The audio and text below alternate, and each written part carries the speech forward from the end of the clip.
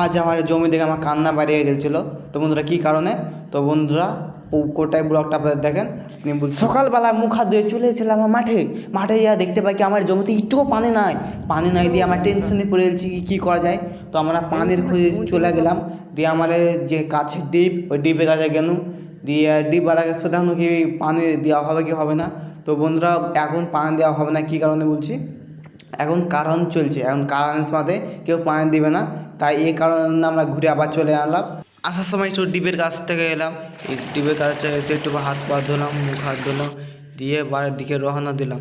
So বন্ধুরা আপনাকে একটা ছোট্ট একটা গুড নিউজ দিতে চাই। তো বন্ধুরা আমরা মোবাইল দোকান খুলছি, আর মোবাইল দোকানে আমরা চলে এসেছি। আর এই মোবাইল দোকানে আমরা কী কী মাল কিনবো ওই একটা খাতাতে আমরা লিখছি। তো বন্ধুরা দেখতে লিখে লিখে আমার দিমাগ খারাপ হচ্ছে, তখন থেকে লিখছি।